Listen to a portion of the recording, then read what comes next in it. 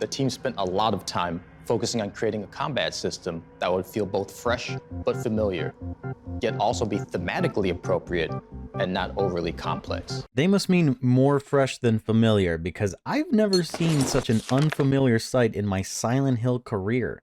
Health bar, stamina bar, a super meter, magic meter, weapon durability meter, Silent Hill 4 charge. Oh no. You fucking... Guys, I'm worried about this game, and it's for all the reasons you might think. But before I get into it, I have to tell you, I don't feel protective of this game like I did with the Silent Hill 2 remake. I loved the original Silent Hill 2 so much that there was basically no way for the remake to win my heart over. Even though it did some things pretty well. That playthrough did get some hate. But I realized that it's probably because none of them played the fucking game. They didn't deal with all the tedious shit I did they? Ducking and dodging and bobbing and weaving through. Wait, no, that's the wrong game. My bad. That's a topic for a whole other video I'll probably never make because I can't be bothered. But anyway, I was actually really excited to play this game. But then, I had a thought that made me very afraid. And those pessimistic thoughts were confirmed with the reveal of combat.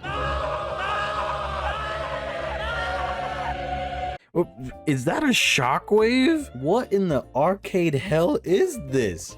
Weapons are phasing through bodies, hyper armor, charge a ton. Oh, no. You fucking...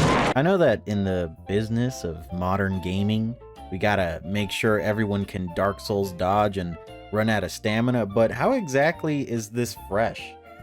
How is it thematically appropriate when the entire point and existence of this game is that it has nothing to do with the original series? Thematically, it couldn't be further from the original story because it takes place on the other side of the planet. They specifically meant the combat system, duh. Oh, okay. Yeah, let's test that. Weapons phasing through bodies? Well, I mean, obviously that only happens in Japan. How are you still alive? Okay. Wait. We're getting ahead of ourselves here. Why are we even talking about combat anyway? Has everyone forgotten that survival horror games used to tell you not to fight? Does anyone remember the butt-clenching moments of barely getting out of a room? Fuck off, fuck off, fuck off, fuck off. No. Why is it so important that this Japanese schoolgirl is capable of fighting monsters 3 times her size? It's because it's a Silent Hill game, I guess. I mean, what other reason is there? The players need to have something to do, right? It can't just be walking around and talking to intentionally cryptic Silent Hill NPCs, right? Some motherfucker ransacked the studio and checked the keys. Some motherfucker.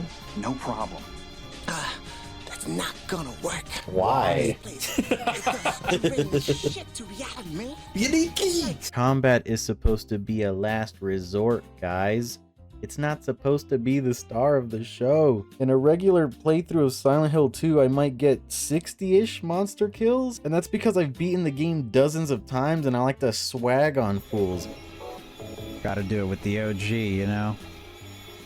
Even in the Silent Hill 2 remake, I had 309 kills? I mean, you can kind of forgive this though, because James has an arsenal of weapons. He's like 8 feet tall with composite toe boots on and a whole lot of pent-up frustration.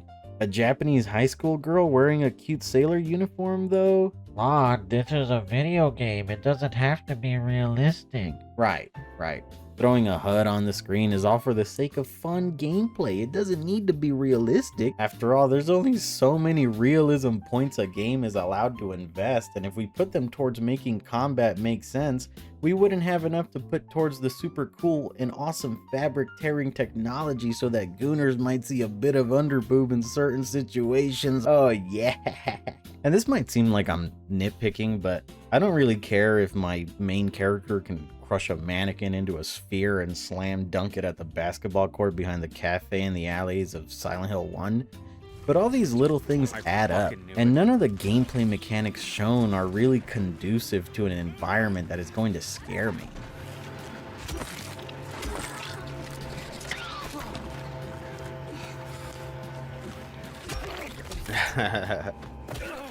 The original game stimulated your senses and allowed your mind to do the part of freaking you out. So when you place emphasis on combat, you're deviating from everything that makes Silent Hill Silent Hill. What? Okay. Hell, you're deviating from the entire fucking genre. Creepy? Maybe. Jump scary? Totally. Scary?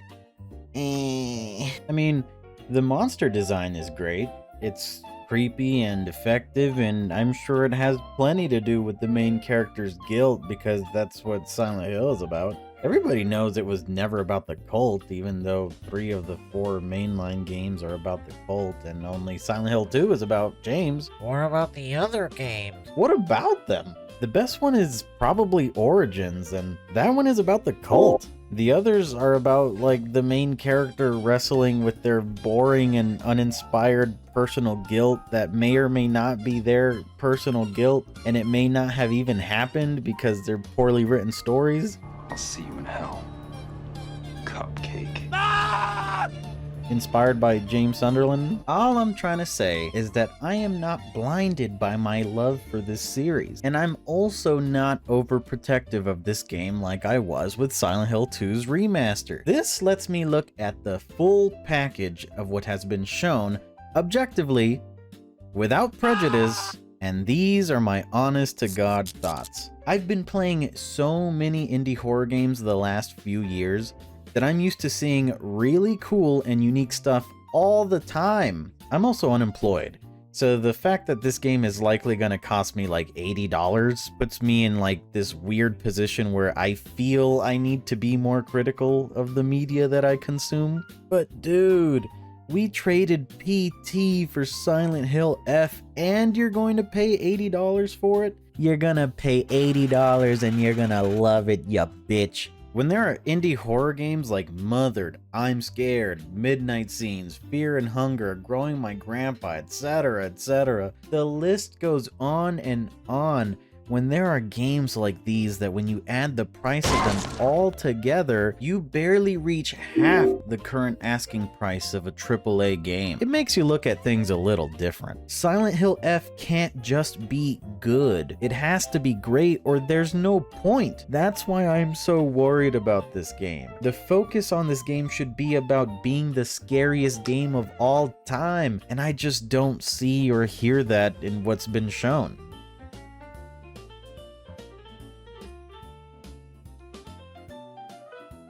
Yeah, I'll fixate on certain things for an easy joke, which, by the way, if you haven't subscribed to this channel or followed me on Twitch, I am looking for people to write my jokes by putting them in chat and letting me read them. So if you're a funny little character, you should totally come hang out. And even if you're not, you can come watch me read the jokes live. But yeah, I'll nitpick and fixate on things that you might not see the importance of yet. But the devil is always in the details, man. Oh yeah.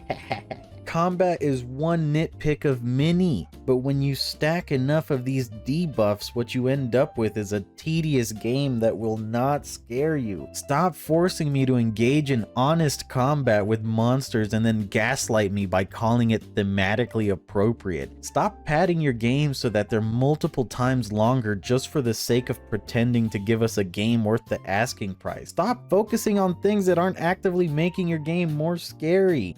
The bar is higher than this, and it has been set by games that cost a fraction of what publishers are asking for. Konami,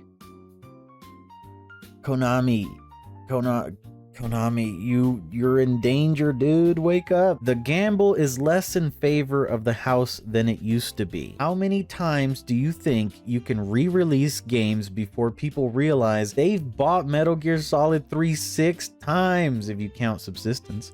Which, by the way, I can't wait to play that in a few months, but that's besides the point. The point is, it's not enough to be just good anymore. Brother. Mothered is $10, brother. Close that door. You cannot sleep when someone is in your room? No. This is the kind of shit that I didn't want to have to deal with. Buckshot roulette is $2.99, brother. Evaluation is free, brother. Oh, get out of here. This better say Sam I am. Oh. Oh, that's not where my eyes were going. I was looking for Sam I Am. Do you guys remember Dead Space's Twinkle Twinkle Little Star trailer? Oh man, whatever. I'm excited for this game. I really am. I'm going to buy every Silent Hill that ever comes out like the little consumer ant that I am. But I'm not gonna sit here and lie about how awesome this looks. This looks like the same old horror adventure game stuff I've seen come out of AAA studios for the last 10 years. Obviously, I'm not talking about the story because I haven't played the game, but it's pretty clear to me from the dialogue that this is going to be a casual interpretation of Silent Hill, and it isn't going to blow my mind. At least not in the way that Mother did, which, by the way, is $10, brother. Oh my god, dude. Alright. Yeah, okay, dude. The greatest horror game of that year is $10, brother. Whoever needs to hear this, please stop being inspired by Silent Hill 2. I get it. I really do. I love that game too, but dude, no one is ever going to pull the Silent Hill 2 twist off ever again. Please don't do it again, please. He's all the way up. There's something about James crip walking on a bed. His special place. Yeah, this was